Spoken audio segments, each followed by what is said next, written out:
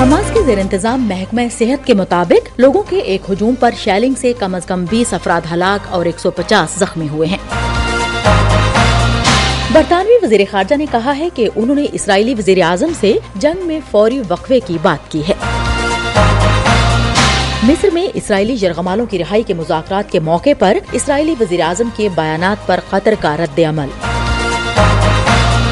Voice of America Washington سے اہم خبروں کے ساتھ سعدیہ زیب رانجھا۔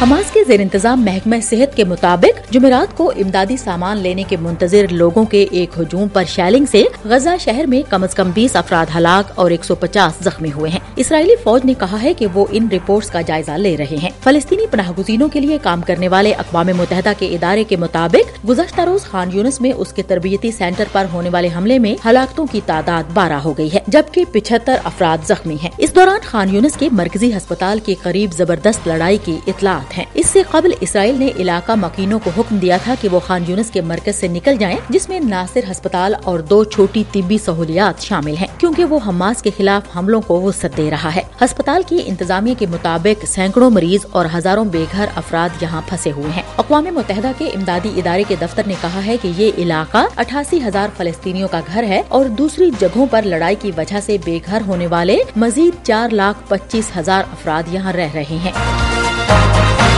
ہم وائس آف امریکہ واشنگٹن سے آپ سے مخاطب ہیں۔ برطانوی وزیر خارجہ ڈیوڈ کیمرون نے کہا ہے کہ انہوں نے اسرائیلی وزیر اعظم بنجمن نیتن یاہو سے غزہ میں جاری لڑائی میں انسانی ہمدردی کی بنیاد پر فوری وقفے کی بات کی ہے تاکہ مستقل جنگ بندی کا راستہ نکل سکے۔ برطانوی وزیر خارجہ نے دوحہ میں بات کرتے ہوئے غزہ میں مزید امداد کی فراہمی پر زور دیا اور کہا کہ غزہ میں مصائب کا پیمانہ ناقابل تصور ہے۔ اس مایوس کن صورتحال میں پھنسے ہوئے لوگوں کی مدد کے لیے جلد کچھ کیا جانا چاہیے۔ انہوں نے اسرائیل سے غزہ کو پانی، ایندھن اور بجلی کی سپلائی مکمل طور پر بحال کرنے کا مطالبہ کیا۔ برطانیہ اسرائیل کا مضبوط اتحادی ہے، لیکن حماس کے ساتھ جنگ میں اسرائیل کے طرز عمل پر تنقید کر رہا ہے۔ قطر نے اسرائیلی وزیر اعظم بنجمن نیتن یاہو کے بعض بیانات پر برہمی کا اظہار کیا ہے، جس میں انہوں نے مبینہ طور پر حماس کے ساتھ ثالثی کی کوششوں میں قطر کے کردار پر سوالات اٹھائے ہیں۔ قطر نے کہا ہے کہ یہ بیانات یرغمالوں کی رہائی اور جنگ میں وقفے کے لیے کیے جانے والے پیچیدہ مذاکرات کو مزید مشکل بنا رہے ہیں۔ اسرائیلی وزیر اعظم بنجمن نیتن یاہو نے اسرائیلی یرغمالوں کے اہل خانہ سے ملاقات میں مبینہ طور پر ثالثی کے عمل میں قطر کے کردار کو ایک مسئلہ قرار دیا تھا۔ قطر نے جو اسرائیل اور حماس تنازع میں ثالث کا کردار ادا کر رہا ہے اور جس کے حماس کے رہنماؤں سے رابطے ہیں، نیتن یاہو کی گفتگو کو غیر ذمہ دارانہ اور تباہ کن قرار دیا۔ یہ ایسے وقت پر ہو رہا ہے جب مصر، قطر اور امریکہ کی کوششوں سے اسرائیلی یرغمالوں کی رہائی اور جنگ میں وقفے کے لیے اسرائیل اور حماس کے نمائندوں کے درمیان سمجھوتے کی ایک اور اہم کوشش ہو رہی ہے۔ ہم وائس آف امریکہ واشنگٹن سے آپ سے مخاطب ہیں۔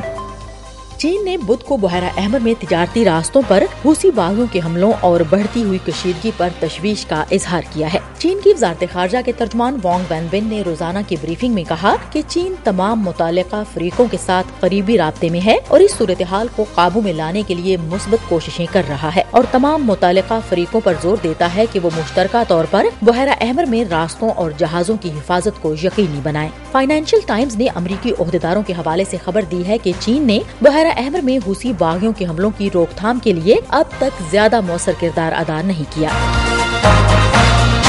روس کے تحقیق کاروں نے گزشتہ روز یوکرین کی سرحد کے ساتھ گر کر تباہ ہونے والے روسی طیارے کا فلائٹ ریکارڈر تلاش کر لیا ہے۔ روس کے خبرساں ادارے کے مطابق روس نے اس طیارہ حادثے کا الزام یوکرین پر عائد کیا اور کہا کہ طیارہ یوکرین کے میزائل حملے کے نتیجے میں تباہ ہوا۔ یوکرین کے صدر نے طیارہ حادثے کی بین الاقوامی تحقیقات کا مطالبہ کیا ہے۔ روس کا ٹرانسپورٹ طیارہ بدھ کے روز یوکرین کی سرحد کے ساتھ روس کے دیہی علاقے میں گر کر تباہ ہو گیا تھا۔ روس کے حکام نے کہا تھا کہ طیارے میں 74 افراد سوار تھے، جن میں یوکرین کے 65 جنگی قیدی بھی شامل تھے۔ یوکرین اس بات کی تصدیق نہیں کرتا کہ طیارے میں یوکرینی قیدی سوار تھے۔